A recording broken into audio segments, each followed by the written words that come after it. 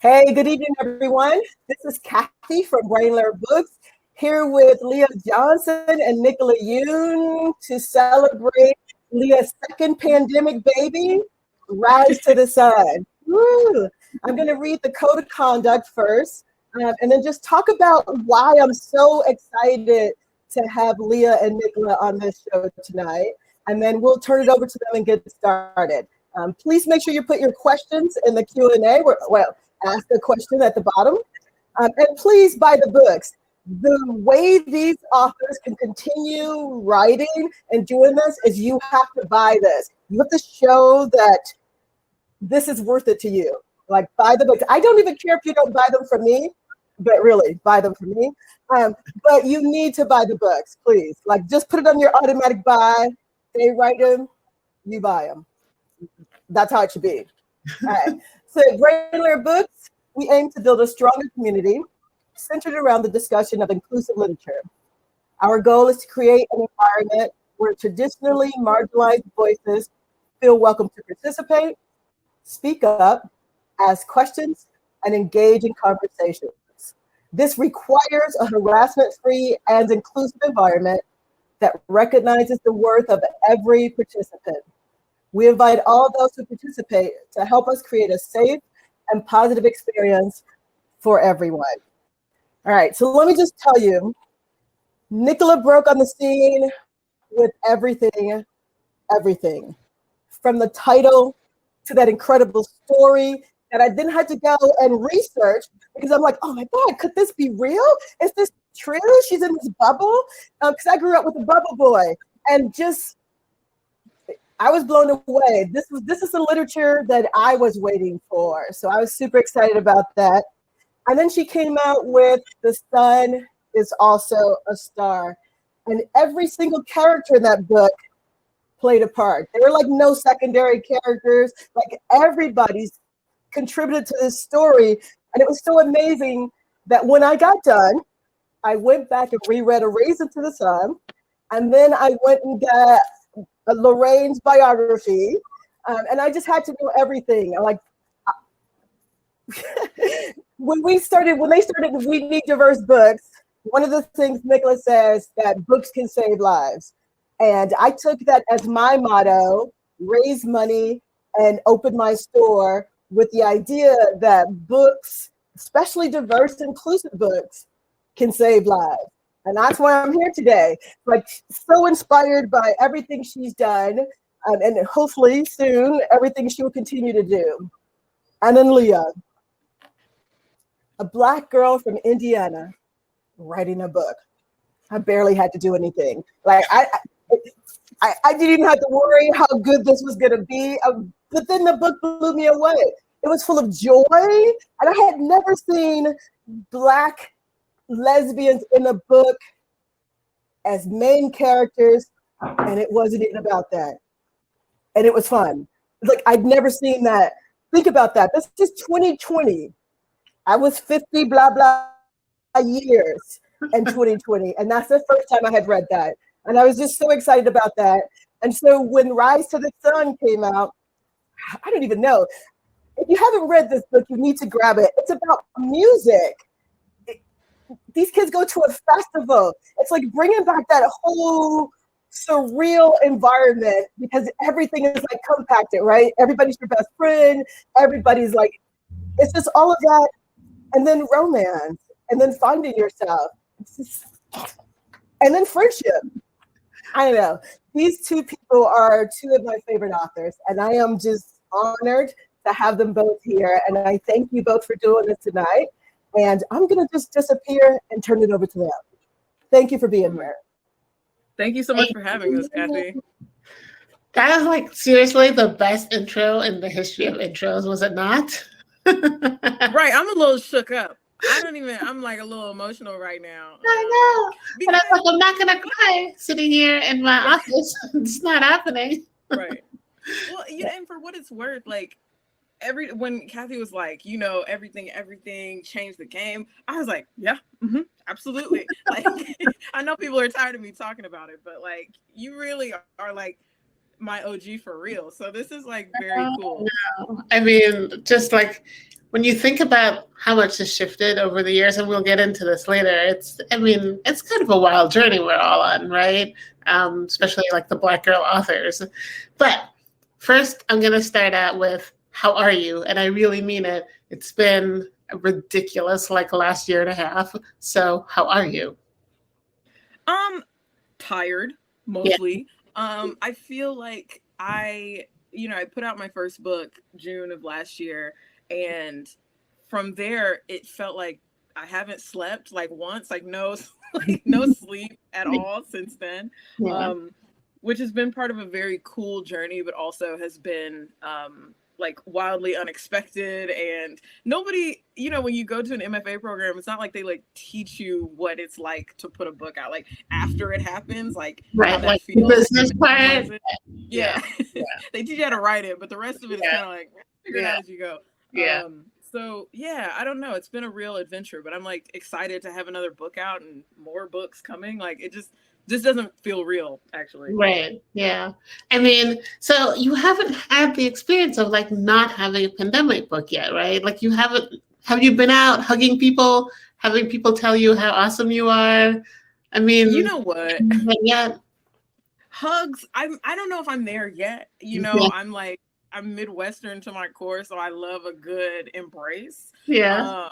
But I don't know if I'm gonna be doing any hugging at book events. But I did do my first in-person signing since publishing my first book yesterday. That's great. And that was like that was like very, very cool. To actually know that there are full corporeal forms that are like real. Right. It's not just like this virtual thing. It actually is made of real like atoms and stuff. Yeah. Yeah, it's not just a bunch of floating heads on Yeah. All right. So let's get into it. I'm gonna start with the book, and I'm gonna ask you a little bit of a writing process. Then we're gonna talk about diversity because we have to. Such is the rule. Right. If there's any two of us together, right. It's gotta come up. Exactly. It would be a cataclysm if we did not. Right. All right, so I'm going to just start with like the basics. So why don't you give me the pitch for Rise to the Sun? Yeah, so Rise to the Sun is about two girls named Tony and Olivia who are coming off the heels of two very difficult years. Tony is grieving the loss of her father and unsure about whether or not college is the right next step for her. And Olivia has just been in the middle of a terrible breakup that's left her an outcast at school and at home. And so they go to a music festival in pursuit of one last epic weekend, and they find each other there and realize in order to accomplish all the things over the course of the weekend they want to accomplish, they're going to have to rely on each other and the music more than they ever thought possible. Wow, that was excellent. That was an excellent thing. All right, so tell me inspiration, and then we'll just get into it. Yeah, so I gotta say, I'm like sort of on a quick turnaround with my publishing schedule. Like I don't have a lot of time to like between books. Yeah. And so I know that like if I have to write a book in X amount of months or a year, then it's got to be something that I can be really excited about from first draft to past pages to publication. Yeah. Otherwise I can't sustain it. Like I'll poop out and like I don't know that I'll ever finish it. But music festivals have always been such an incredible source of inspiration to me, not just like creatively, but in my life as a human. And so it felt really appropriate to me when I started working on this to set it at a place that has like been so integral to so much of my own personal development. And then boom, we got hit with the pandemic. And so I couldn't go to any concerts or festivals. Yeah. And it was like, all of a sudden this book was the only place where I got to help, like just writing about like the festival, or like did you feel like you were there? I mean, it's part of writing, right? Yeah. I mean, like, I'm like really into taking disposable cameras to festivals and like actually getting the physical printouts of these photos back, because there's something about like holding these memories in your hand. And so I was doing a lot of like looking through my old photos and like crying onto the printouts. But it was really healing to be able to return to that in some way, if only in a book. Yeah. I mean, that was one of my favorite things about it. So I should start my part of this by saying, I love this book. I love it so much. I blurbed it. I'm going to read my blurb. Just tell the people how I feel. So, Rise to the Sun is a sweet, funny, and effervescent gem of a book. And it really is. And you know how hard it is to pull that off whilst also being like a serious book? That's very, very difficult. And I think it's such a great balancing act, right? Because it is truly a coming of age story, right? And the girls are going through some difficult things, but you put them in a festival with music and there's all the energy and you let them discover each other and deal with their stuff at the same time. I mean, it's hard to do.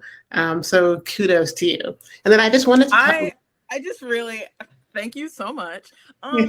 Before we even go any further, let me just pause to say when I got your blurb, I wasn't coherent. I don't think that I could say real words because like it's just, David Levithan said this thing once that I like have never forgotten, and that's like, I'm a part of an ongoing continuum of queer writers. And I'm also a part of an ongoing continuum of Black women writers, especially within Kidlit. And like all of the books that came before me made space for me to be here. But like quite literally, like reading, your books when I was first like going into my MFA program, like really did shift for me what was possible for Black girlhood in YA. And so like it's very, very cool, that you read the book at all. But that was like a highlight. That was like a peak. I have read both your books. I love both your books. You know this. Yes, yeah. Well, I feel like you maybe tweeted about Crown last year or something, and I was like, that's not real. I don't think. I think that was a bot. That's a Nicola Yoon bot. Well, I mean, I hate Twitter, so but it really was me. It's like I'm never on there. But thank you. I appreciate that. In 2015. That's when We Need Diverse Books was around, like just sort of starting out. And when everything came out, it was the first, I think I was the first Black woman to hit #1 on the New York Times bestseller list. And I remember just being so thrilled by that and also just so frustrated at the time. Just like, I was like, no, this is not right. And then looking into it and going, holy crap, how could that be? Right. So, and I think that debut year, Danielle, Clayton, and I were the only 2 debuts that year, Black women, I think. And to see it change over the last, I promise you that I believe we have a long way to go. But to see it change so much is like just one of the best things, because we've always been here, right? We've always been writing these books. So that there's like getting to be space now is just, it's amazing. And I just love it.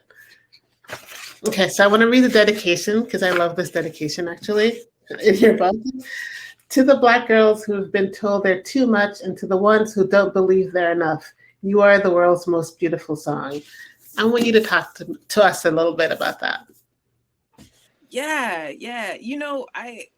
When I was like talking a lot about You Should See Me in a Crown, one of the things that came up frequently was like, oh, Liz is so good, capital G good. Like there was a moral good to her. And so that was why it was like, she was a great main character. Yeah. And I was a little troubled by that reading because I was like, well, Black girls don't owe anybody goodness. We don't owe anybody perfection. We don't owe anybody infallibility. What we owe them is humanness. Yeah. And so I wanted to put 2 like sad, messy, chaotic, human girls, just human, human girls on the page. And that was the driving force behind Rise to the Sun. Was like, let me just drop these 2 girls who don't know what they're doing, like any of us, and have them figure it out. And so, that this book is for every Black girl who has been told they're not respectable, because you are, and inherently you deserve. As long as you're not like going around killing anyone, you're all set. Right, you're fine. All right, so this is a classic coming of age novel, and I think one of the things that's so hard to do is show that you have to fall in love with yourself a little bit in order to fall in love with someone else.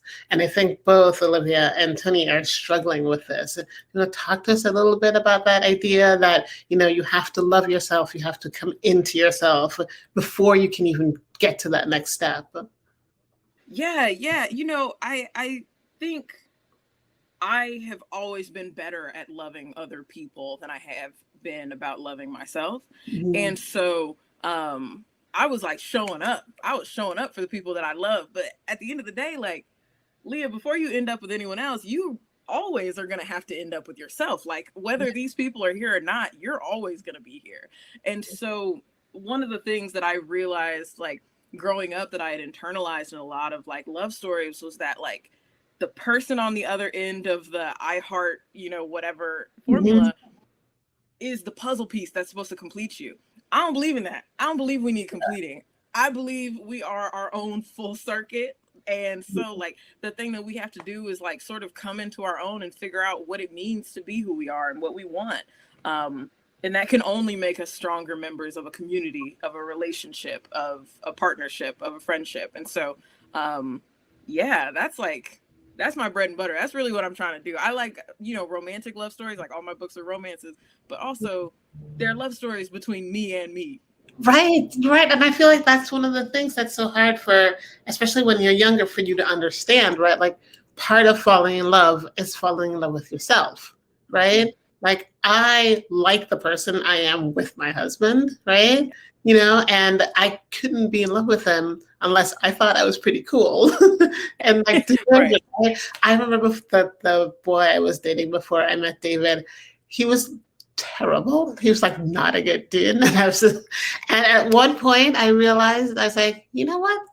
I'm over it. I'm just done. Yeah.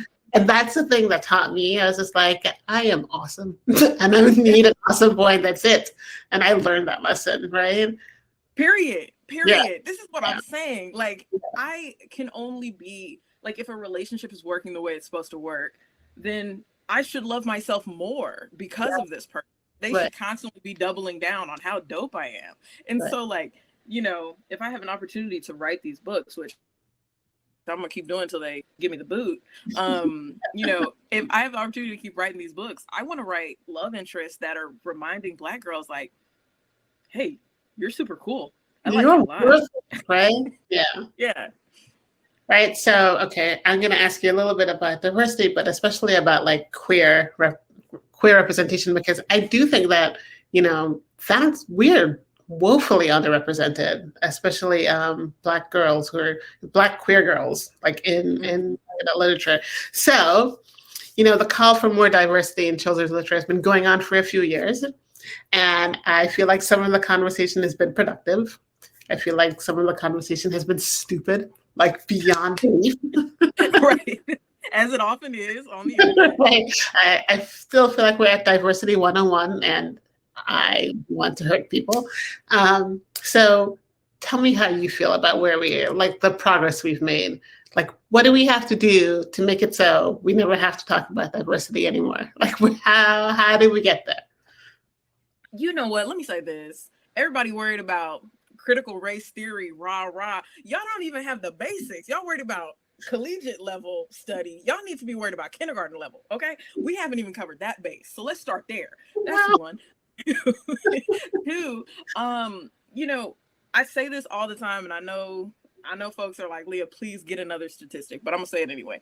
In 2018, when I started writing You Should See Me in a Crown, CCBC released a study about diversity in children's literature, and they had added up all the books that had been published traditionally over the course of the 3 years prior to 2018. And all across those 3 years, there had been like 20 books with Black girl main characters. And out of those 20 books, there had been one with a Black queer girl main character. And that was Little and Lion by Brandy Colbert. Yeah. And that was the landscape that I started writing into. It was still very, very, very empty in a lot of ways. Yep. And so when people are like, oh, it's hot to write queer stories. People love queer stories. Oh, it's hot to write Black girl stories. I'm like, hot? I don't know about that. Like, we've been, the path that we've been walking for all these years has been paved with barbed wire. And so like we got here with bloody feet, and that's not acceptable to me. And so I think we have come a long way. I mean, like I can look around and name so many of us who are like hustling and out here like putting these really incredible books out now. But my goodness, how many of us had to give up because we couldn't make it, or because publishing was too antagonistic, or it wasn't inviting, or we were ending up on banned book lists every year. Like how many of us didn't make it here in order for the people who are thriving now to thrive? Yeah, I mean, I do feel like we lost a lot of people. And I think one of the things that sort of gets lost when we talk about this stuff is how personal it is, right? Because it isn't about politics, or not in the way that people mean, right? It is not about like the headlines and the op-eds or whatever. I always say the thing is, the Maddie and everything looks the way she does because my little girl looks like that. That is why, right? Because I want her to see someone that looks like her. That's it, right? You can't get more personal than that, right? I didn't grow up with like romances where I was the main character, girls that look like me, right? I fell in love every day in high school. Where are those books? Come on, let's go. Right. Like I have never been sassy. I'm not a sidekick, right? Like I'm starring in my story. And that is true for every other sort of person of color out there, right? And, everyone falls in love. And we need more things about it. I mean, we need more space. Yeah. We just need to, like, I know people are like, oh, I want to like hold the door open for the people who come after me. I'm not even interested in the door. Like, I want to like unscrew the door from the hinges. Like, let's just get it out of the way, because like we've been stuffed into too narrow an entryway for too long. Right. And then, one of the things I want to talk about too is that your books are very joyful, right? I mean, they are effervescent, and that is, and in a way, it's kind of revolutionary, right? Because so often when you write books with Black characters, or any sort of person of color, or any marginalized person, it's a struggle story.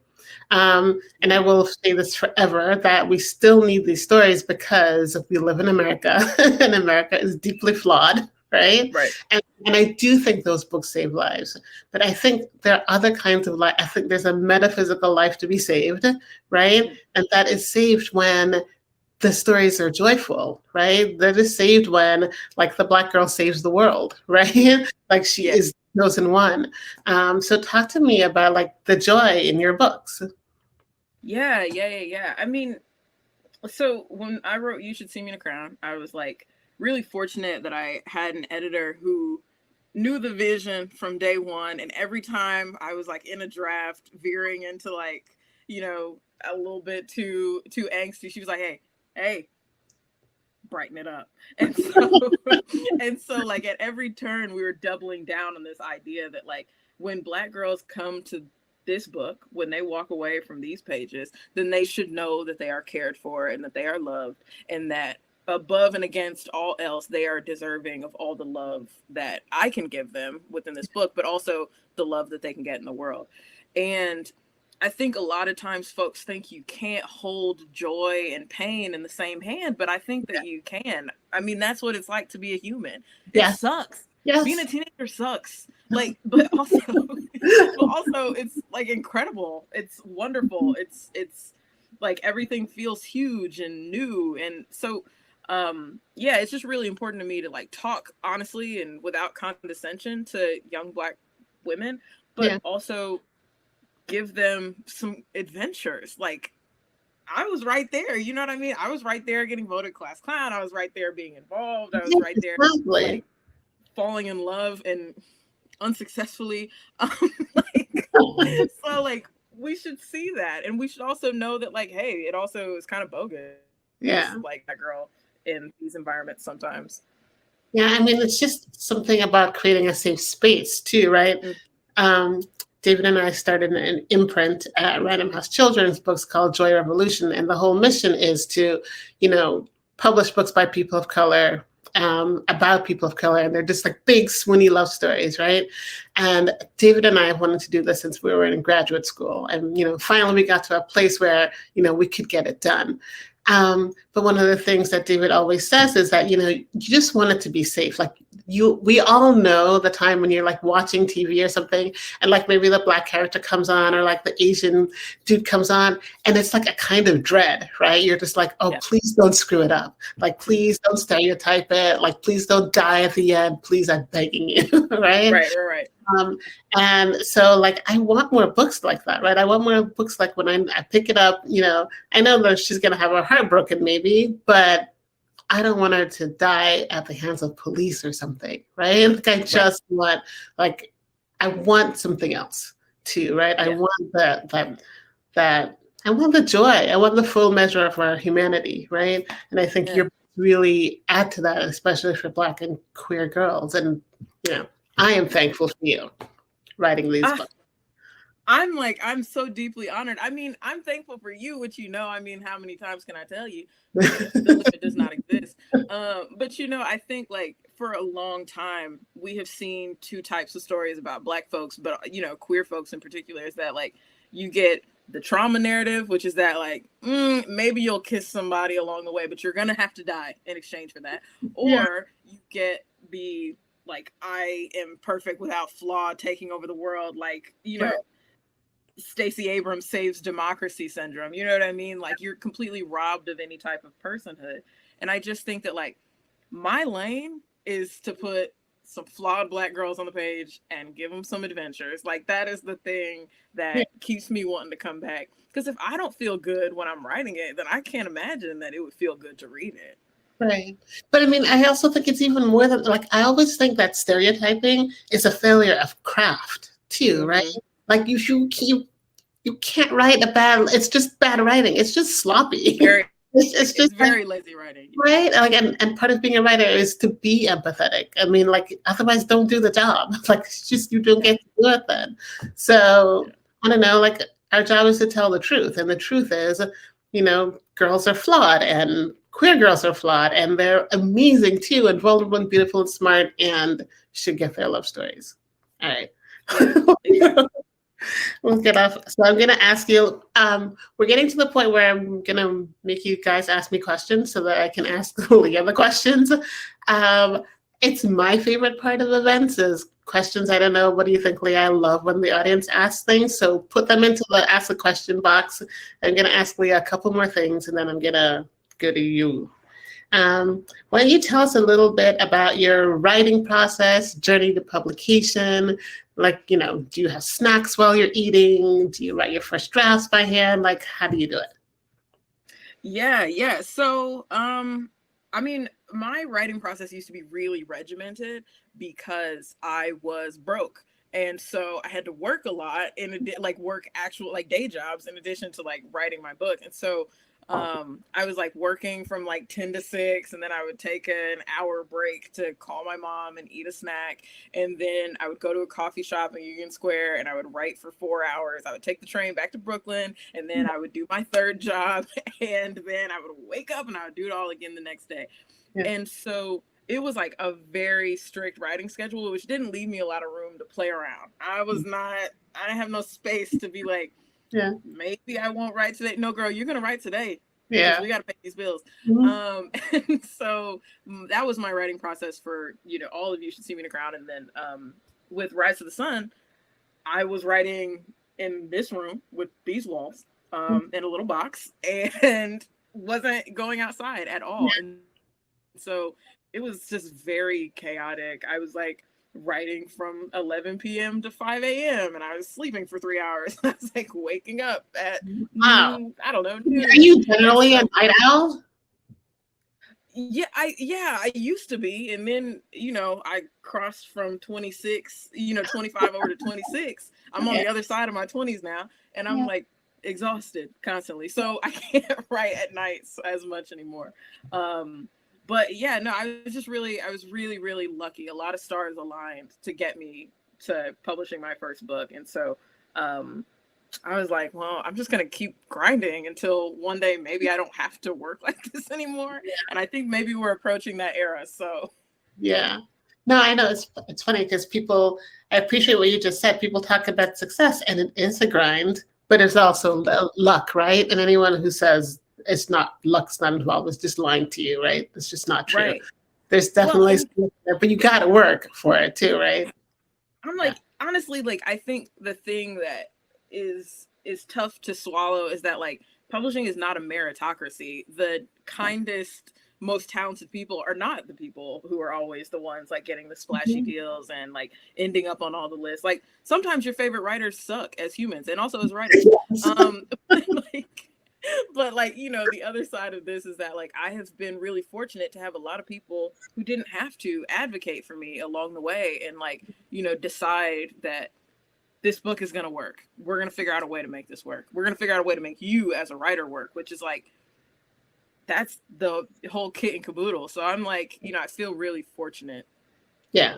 I mean, there's definitely the grinding. There's definitely the luck. And also, I mean, the things that you can't define, there's timing, right? Like there's just pandemics sometimes happen. Right. Apparently. Yeah, like my book could not have come out at a worse time. So, like, what a nightmare. But I will say, but persistence, right? Like you're still here. Yeah, and I'm like, if I can make it through this, I'm in it now. Like this is just it. But also, you know, like obviously, like it's a little different because you've been in the game. You're also a legend, et cetera, et cetera. But you also had 2 books come out in the pandemic, and like within months of each other. And so, I mean, like awesome. And by awesome, I mean terrible. I hate it. Right, it's been a nightmare, is what I mean. I need it to be over. I'm so tired of it. I'm over it. But I mean, what are you gonna do, right? We're all over it, right? Like it's just, you know, the goal. I think I talked to a lot of new writers too, and aspiring writers, and you know, the goal is to have a long career, right? So try not to live book to book. It's a hard thing. You're trying to have a body of work at the end of it, right? You're trying to have like long list, the also buy on that page, right? To make a difference and to make your art, right? Like I write for me, right? I write because I'm an artist and I just have to. And, you know, so you can't go up and down book by book. You got to keep your eyes on the thing you're trying to say in the world, the person you're trying to be in the world. And it's also like, it's exciting to like have be working on a body of work, you know, like the first book, I was like, I didn't know what I didn't know. I was just kind of throwing whatever at the wall and seeing what stuck. And now I can like look at, you know, different books and be like, oh, this is a theme that is emerging in all of my work. Oh, this is what I'm trying to say, but I'm saying it differently here than I did there. And so like, that's sick. I'm like, wow. Tell you what the themes are in your work. Like I once saw this whole thing for The Sun Is Also a Star. Like I was unbelievable. And she's like, and then you did this and you did this, and I was like, I did not mean any of that. Did I? Wow. I'm like, I am not as smart as that, but it's kind of amazing. Right. I gotta say, shout out to the thoughtful reviewers, because the reviews be giving me like content like, oh yes, I can tell somebody that's what I was doing because somebody else. Yeah, I know, like the class, like the teaching guides and stuff, and I'm just like, you guys, you understand that I was just half awake when I wrote this, right? Right. All right, I'm gonna just look at the questions here and see what we have. All right, so Leah, this is from Rhiannon Phillips, and everyone forgive me if I screw up your names, please. What was your favorite part of the writing process? My favorite part of the writing process for Rise to the Sun was, I mean, I hate revision. I should say that. I hate revision. I'm not good at it. I don't know how to do it. And so I just mostly end up rewriting the book 3 times until we get something salvageable.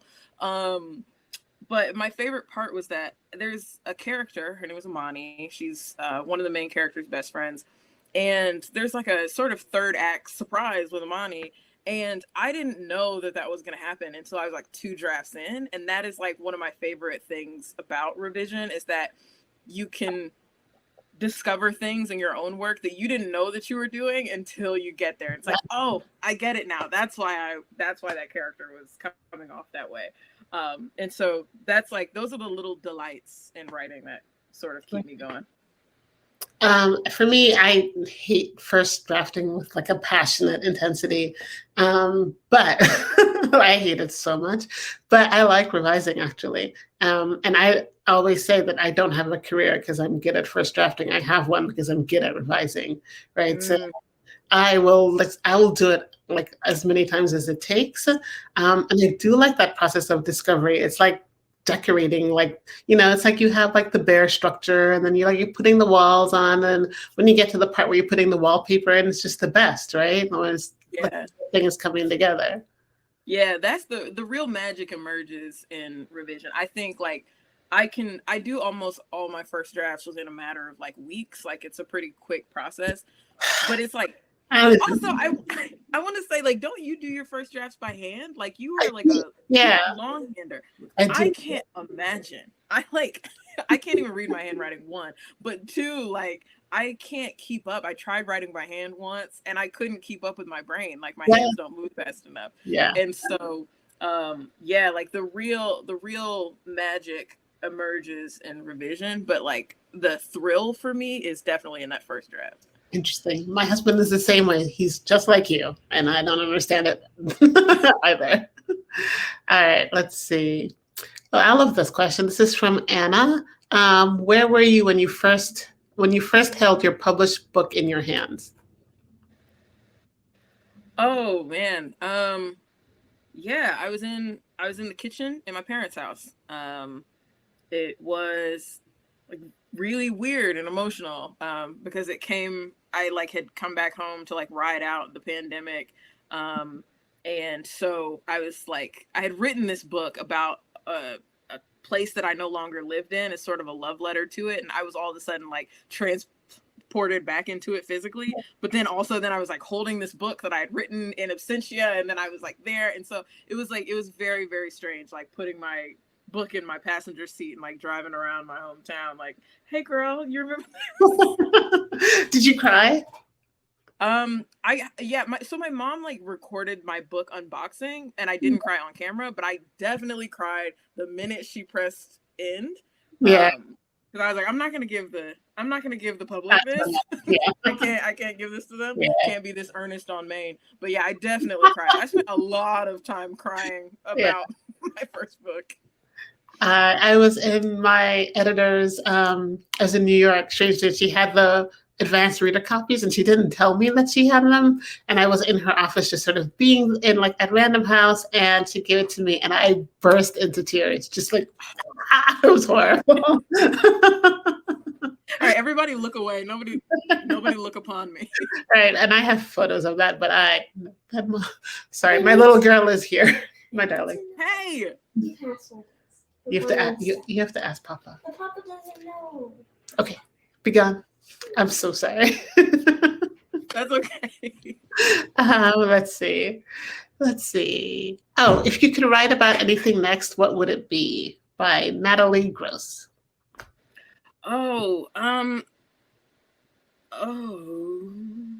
That's a great question. And also, hey Natalie girl, love you. I am like writing 3 different books right now, but they're all like under contract and I can't talk about them. But the thing that's not under contract that I'm working on right now is I'm writing about queer coming of age within like a deeply religious community. And it's probably the most scary and like intensive thing I've ever worked on, but I'm like very excited to be working on it. And so I'm like workshopping it in a few weeks for the first time, like at the Literary Emerging Writers Fellowship. And I'm like terrified that other people are going to read my raw first draft. That's not my, somebody that's not my editor, but we'll see. Scary is good though. I find that if you're a little bit scared while you're writing it, that's a good sign. Yeah. I'm working on something that is terrifying, but whatever, it's getting done.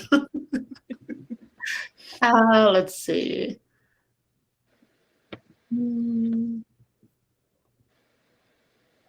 Justin Reynolds is here.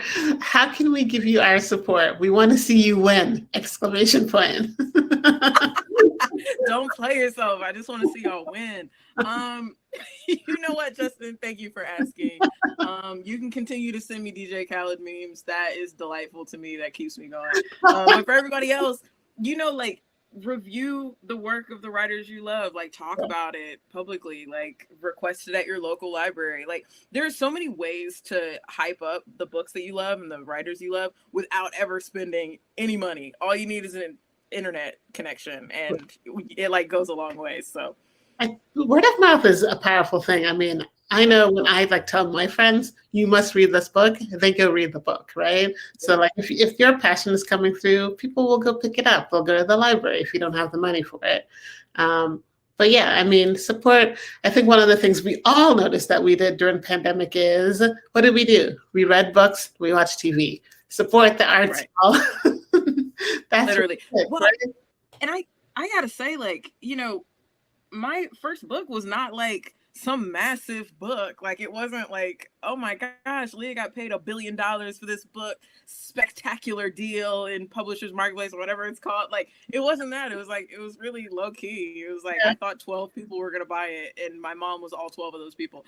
And so like Crown took off because people cared and they talked about it with their friends and they tweeted about it, and then it sort of took on a life of its own. And so like that's where publishing like becomes really, really cool, is when like you all, like rising tides, are able to raise those books. Yep. I mean, the same thing with everything. It was just like, I mean, it definitely had publishing support. So I'm not going to say Random House has done a great job, but where that book went was absolutely because people talked about it just all the time. Yeah. I saw a good question. Oh, this is from Ariel. Can you tell us about how music guides your work? Tell us more about how music guides your work. Oh my goodness. Yeah. So I noticed like in the work that I was doing in the MFA, which was like not all like exclusively YA, there was a definite like rhythm and beat and propulsiveness to the work, and that was all based in the fact that like I was constantly engaging with the sounds of a city, which sound a lot like music to me, and also like the sounds of my favorite artists. And so like as like just on a craft perspective, you could probably like like set a metronome to the sentences that I write, at least in my early work. And so that is like literally music. But also like everything has a soundtrack. Like I'm constantly scoring movies like as I'm writing these books. And so like that is, you see a girl gazing longingly out the window, you better believe I have a SZA song set to it. You see a girl running through a field, you better believe I got the Mowgli's playing in the background. Like there's just, the vibes are there. And so yeah, music is a huge part of how I think about writing. Huh. Yeah, I have this idea that if I could, the way a good pop song makes you feel, like a song that you cannot stop singing, I need to write a book that makes you feel like that. But it's hard to sustain that for 300. Like my husband is like, you can't do that for 350 pages, but I maintain that I'm going to. Somehow I'm going to make it happen. No, yeah, I feel similarly for sure. I like have this idea about writing a book about, well, it's not a spoiler because it doesn't exist, but I'm like, I want to write about high school show choir because it was like a huge part of my adolescence. And that's gonna be like, that's all show tunes, that's all like corny musicals, that's all I would read that book. I would read it. I'm telling you right now. My little girl right now thinks that she isn't a musical. Like she'll walk into a room and burst into song and sing out what she's doing, and I'm just like, get out of my house. You have to stop. It's the only way to live. My mom, to this day, I'll go into a store with her and I'll start like singing and dancing, and she'll be like, and she's been saying this since I was 5 years old, you see anybody else in here acting like that? You see anybody else in here doing what you're doing? Okay. Oh God. All right, let's see. Okay, so this one is out from Brain Lair Books. What should we be reading now? Oh, say less. I had to move some of my faves next to my desk because I was like, I feel like I'm referencing them constantly. Okay. The Girl from the Sea by Molly Knox Ostertag. This came out last month. It came out very recently. So good. Summery, sapphic, delightful. Absolutely pick it up. Snapdragon. This is also another graphic novel. Queer graphic novels are my whole personality right now. About Black girls, magic, girlhood that isn't the girlhood that has been prescribed to you. It's about witches, and it's just delightful. I could not recommend either of those books more highly. And also, oh my gosh. Okay, well, I can't reach it because I put it on my inspiration shelf. But also read Blackout by all of your favorite Black women. They are so good, and it's like I can't even get into it. But y'all just trust my opinion. Just trust it. I'm a tastemaker, and so it's so worth getting. It's so worth picking up. So mine is definitely going to be. I read this one. Hold on, let me just close this. So Jasmine's book is out next week. This book, and I'm obsessed with Jasmine. I don't even know why didn't I recommend it? Where is my copy? But yes, I concur. This book so much. I was on like a mini vacation, and I was just like, I'm just going to start it, and then I just was done. I was like, how did that happen? She's so good. She's good. Excellent. I've read every single one. I'm just like, yeah, you're the real deal. And she's got it. Yeah. And she's such a trailblazer too, right? It's just, like we're watching her like make a new trail. It's amazing. Yeah. And this is like one of those, Jasmine is one of those writers too, where it's like before when I was like, some of your favorite writers actually like suck as people. Jasmine's one of those people who's like is as good as you think she is. She's delightful. She's so kind. She's so generous. And then also she's incredibly talented. It's an embarrassment of riches, honestly. And is it fair? No, but one of the things that's sort of terrible about the internet though is that you can find out about people, right? Mm-hmm. Like I prefer honestly not to know. Just let me don't tell me. Books. Let me you. I don't want to follow you necessarily because then if you're terrible, then that's in my head, and I don't want it in my head, right? I just want the work. Just want to enjoy these nice books and have that be there. Let me live. I think did I ask you what your favorite part of the writing process is? Yes, I did. Okay, what themes are you finding in your work that you're pleasantly surprised to discover? Like,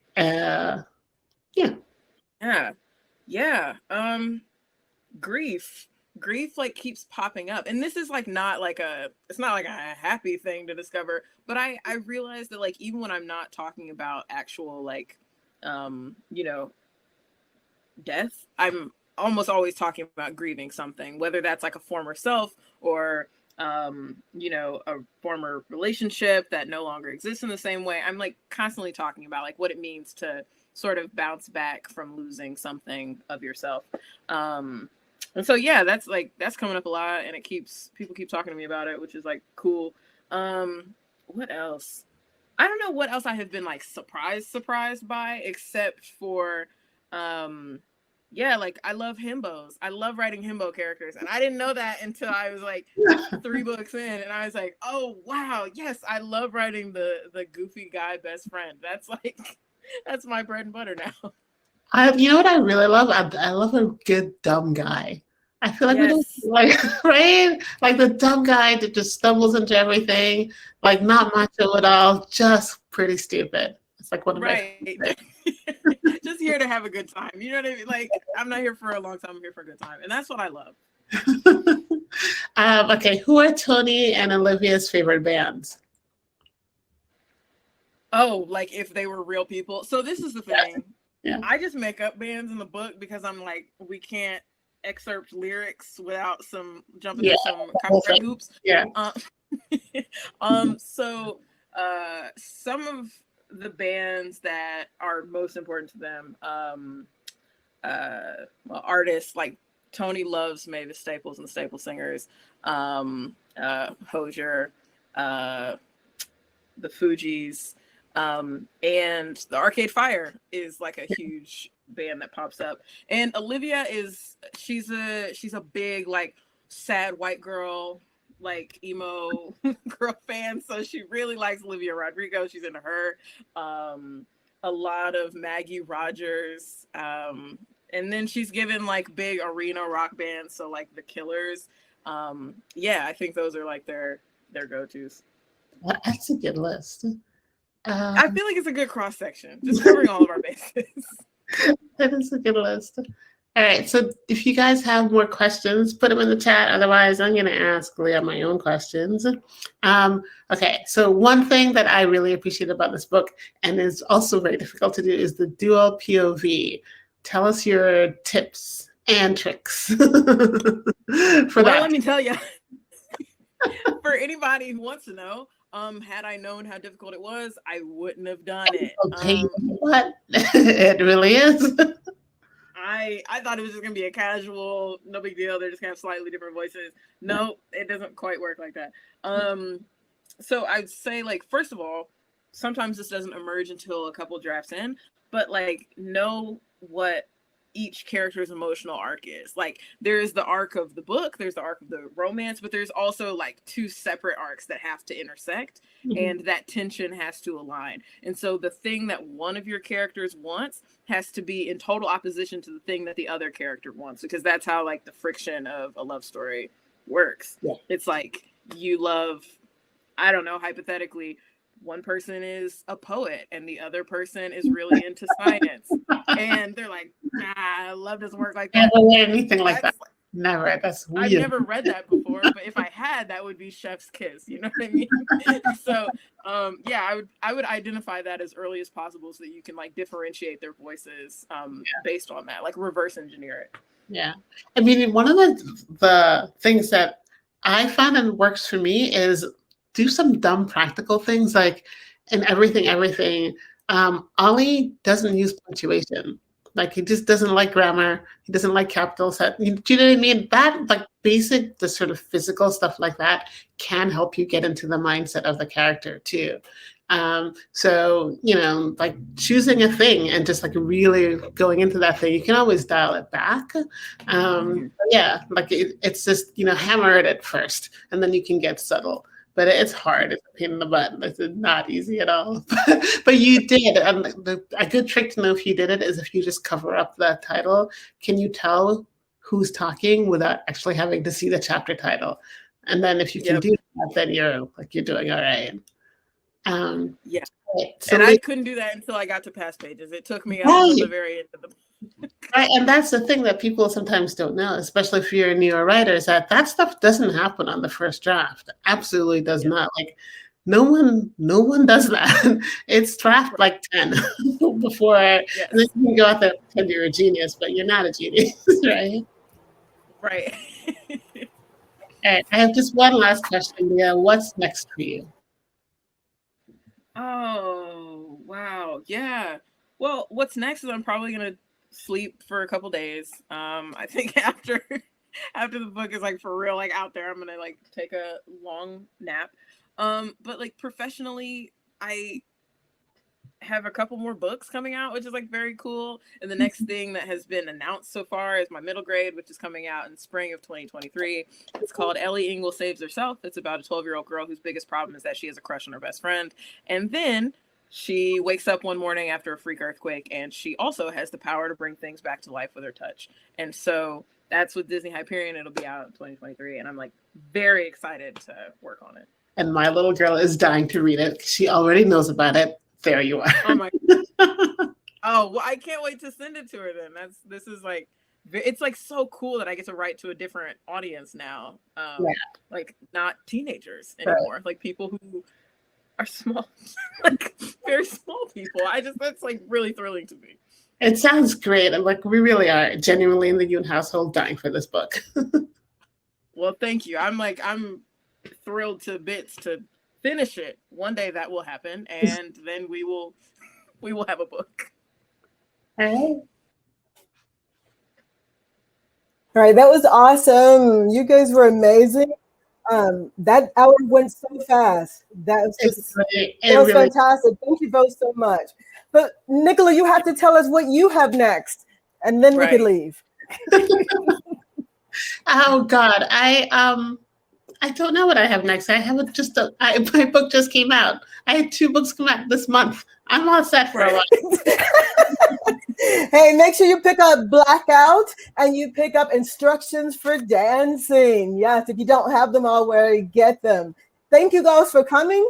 You two have a great night. I'm going to go ahead and get you out of here so you can go and relax.